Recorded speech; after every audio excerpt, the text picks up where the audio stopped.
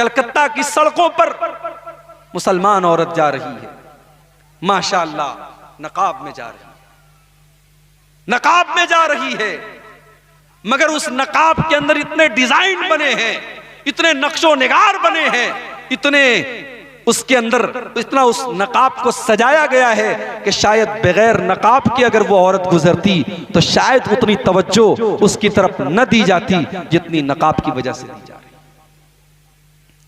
मेरी प्यारी माओ बहनों, नकाब और पर्दे का हुक्म इसलिए दिया गया है ताकि औरत को छुपाया जा सके। अगर नकाब के जरिए औरत अपने आप को दिखा रही है तो वो नकाब भी हराम है, वो नकाब भी गलत है। कासियातुन आरियातुन, कपड़ा पहनने के बावजूद नंगी होंगी। माइलातुन, वो गैर मर्दों को अपनी तरफ आकर्षित करेंगी। मुमीलातुन, उनकी चाल के अंदर बेहया औरतों की चाल होगी। रुऊसुहुन्ना कास्निमतिल बुख्तिल माइला, उनका बाल का बनाने का जो स्टाइल होगा, उनके बालों का जूड़ा जो होगा वो ऊंट के कुहान की तरह होगा। वो अपने बालों का जूड़ा ऐसे बनाएंगी जैसे ऊंट का कुहान होता है। ला यदखुलनल जन्ना, ऐसी औरतें जन्नत में नहीं जाएंगी, और जन्नत में जाना तो बहुत दूर की बात है। वला यजिदना रिहा, वो जन्नत की खुशबू भी नहीं पाएंगी। ये है इस्लाम और ये है नबी की तालीम। तो औरत घर से निकले तो तबर्रुज करके ना निकले, बन संवर करके ना निकले। नबी अकरम का दौर है, मस्जिद में नमाज के लिए औरतें भी आया करती हैं, मर्दों के पीछे औरतों की सब लगती है। नमाज खत्म होती है, मर्द हजरात भी मस्जिद से निकल रहे हैं, औरतें भी निकल रही हैं। अल्लाह के प्यारे नबी की नजर पड़ गई, आपने देखा कि मर्दों और औरतों की भीड़ आपस में गुडमुड हो रही है, मिल रही है।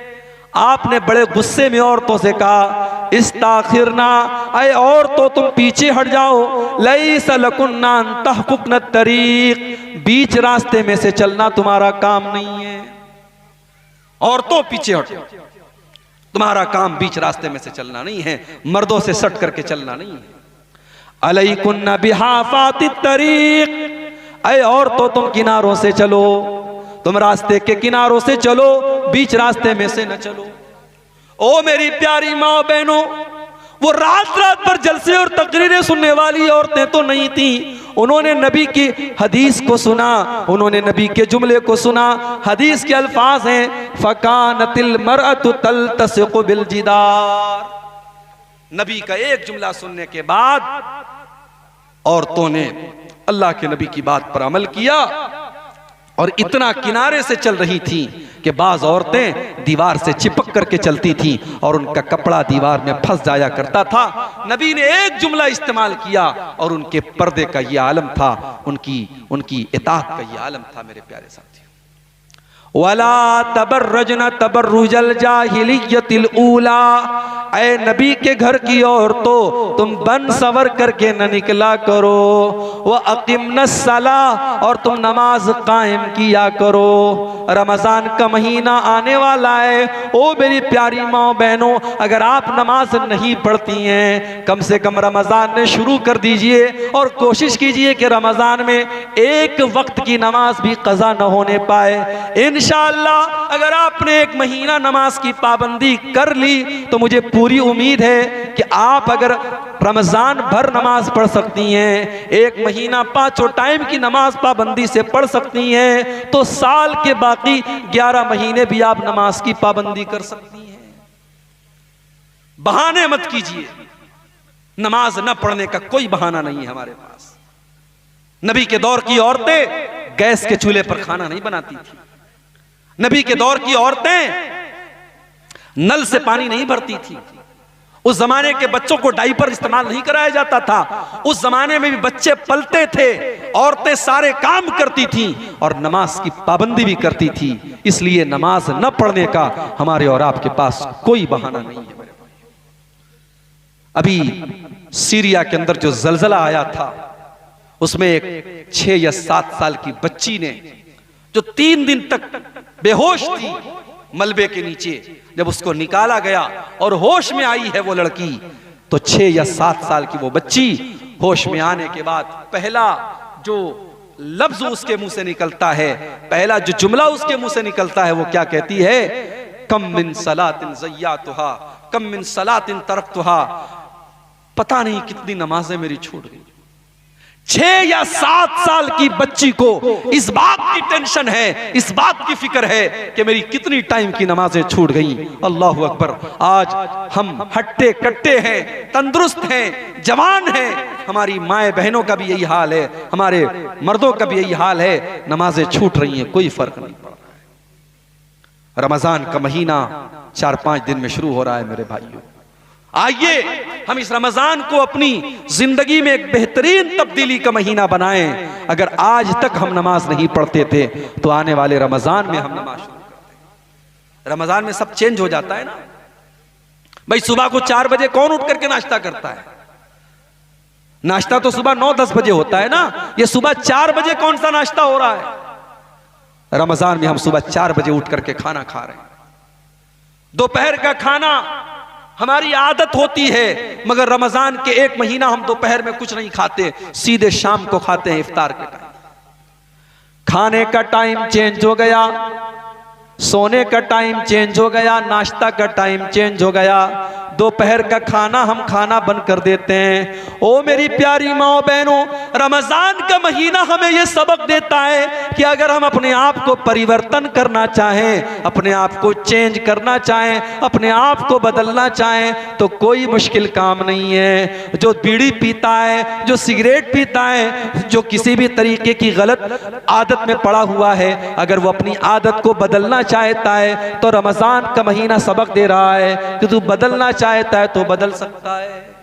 बदलो अपने आप को, अपनी बुरी आदतों पर कंट्रोल पाओ और अपनी अच्छी आदतों को बढ़ाओ। मेरे प्यारे साथियों, अल्लाह कह रहा है वो अकीमनस सलाह, और तो नमाज कायम करो, व आतीन ज़का, और ज़कात अदा करो, ज़कात अदा करो। बीवी के पास जेवरात हैं, मसला आता है हमारे पास, मौली साहब मेरी बीवी जेवर लेके आई है मायके से, उस जेवर की ज़कात मुझे निकालनी है या बीवी को निकालनी?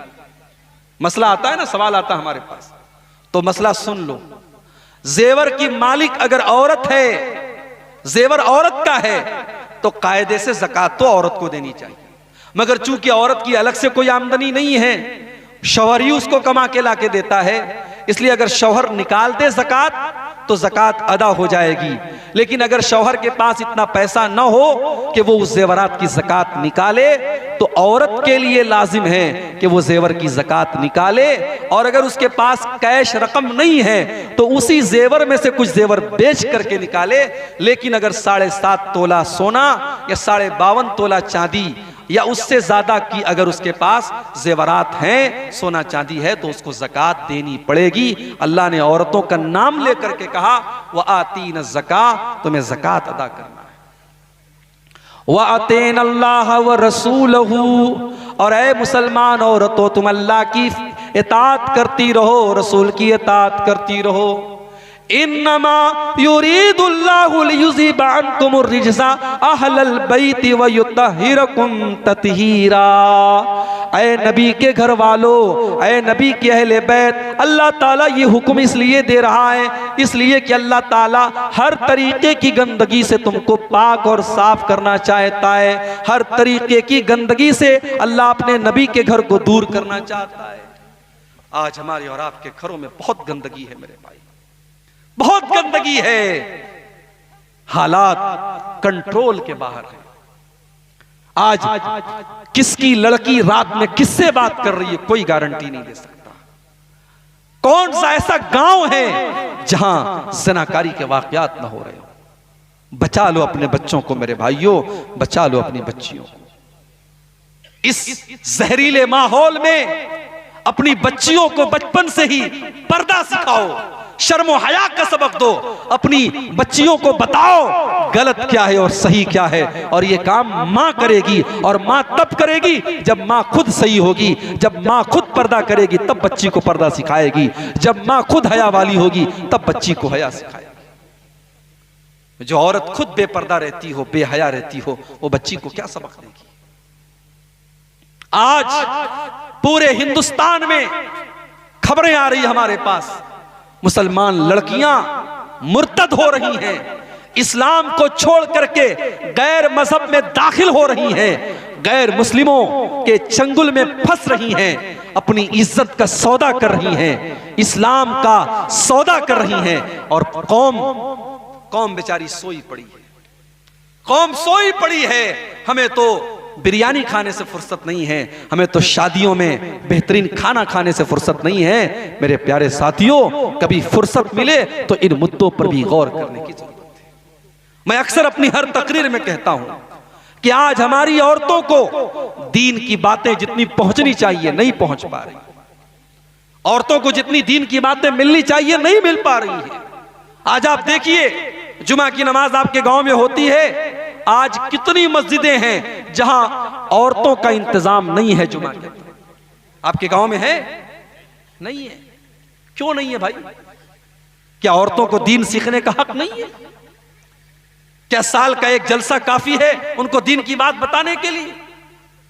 मर्द हजरात तो फिर भी जलसे जुलूस में चले जाते हैं, औरतें दीन की बातें बहुत कम सुनती हैं। और आज कितनी औरतें हैं जिनको पता ही नहीं कि ईमान क्या है, तौहीद क्या है, शिर्क क्या है, इस्लाम को कौन कौन सी चीजें बर्बाद कर देती हैं। आज औरतों के अंदर इतनी जिहालत है, अल्लाह माफ करे, आज शिर्क हो रहा है।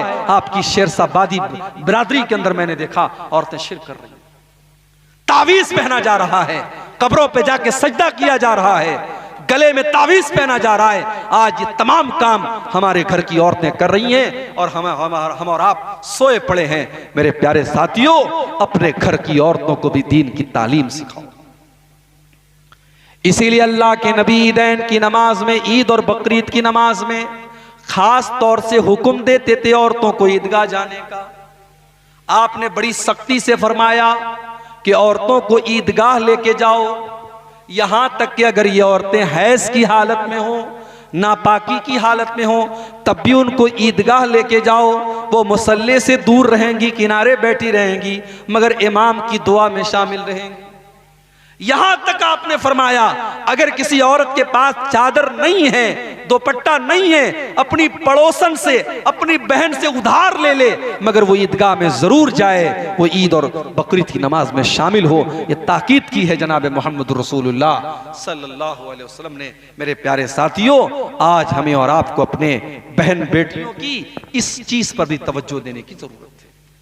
आज अफसोस की बात है, आज का मर्द भी बेगैरत बन गया है।